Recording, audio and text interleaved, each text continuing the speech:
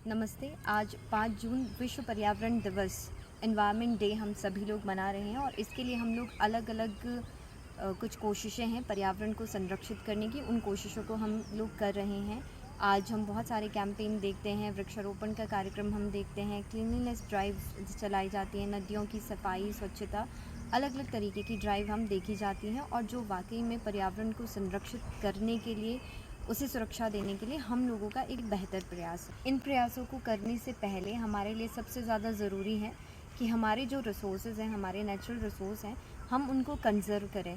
यानी कि हम प्लांटेशन करते हैं, ये बहुत अच्छी बात है, लेकिन हमारे पास जो पेड़ पौधे ऑलरेडी हैं, जो वर्षों वर्षों तक हमारे को सुरक्षा दे रहे हैं, हमें ऑक्सीजन दे रहे हैं या अलग तरीके से हमको सुविधाएं दे रहे हैं, उन पेड़ों को, नदी को, हमारा जो हम उत्तराखंड में जल जंगल ज़मीन की भी बात करते हैं, तो हमारा जल जंगल ज़मीन किस तरीके से सुरक्षित रहे, वो प्रयास हमको सबसे पहले करना ज़रूरी हो जाता है। सेकेंडरी हम जो प्लांटेशन करते हैं या फिर, क्योंकि एक तरफ हम देखते हैं कि जो हमारा जल है या जो हमारी मिट्टी है, उसका हम बहुत ज़्यादा ओवर कंजम्पशन भी हम देख सकते हैं।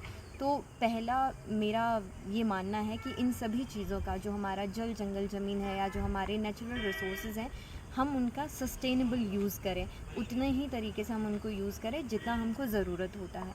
इसके अलावा हमारे जल संरक्षण के बहुत सारे प्रयास जो सेंट्रल गवर्नमेंट की ओर से, स्टेट गवर्नमेंट की ओर से या फिर बहुत सारी NGOs की ओर से आपके एरिया में किए जाते हैं, चाहे वो प्लेन एरिया हो, चाहे वो पहाड़ी एरिया हो, इन एरियाज़ में किया जाता है।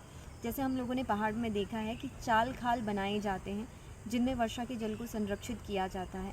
तो हम लोग भी वो चाल खाल बनाने की जो एक्टिविटी है उसमें इन्वॉल्व हो सकते हैं और वर्षा के जल को हम संरक्षित कर सकते हैं।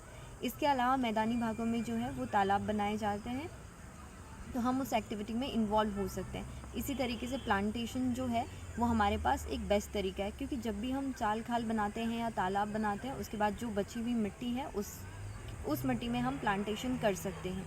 तो प्लांटेशन जो होगा वो हमारा एक सेकेंडरी स्टेप भी हो सकता है। तो मेरा आप सभी से ये रिक्वेस्ट है कि पहले जो हमारे रिसोर्सेज हैं, हमारा जल जंगल ज़मीन है, जो हमारे इस पर्यावरण को बनाते हैं, जो हमारे इस जीवन का सबसे बड़ा सोर्स हैं, उनको हम पहले प्रिजर्व करने की, उनको हम सुरक्षित करने के पहले प्रयास करें।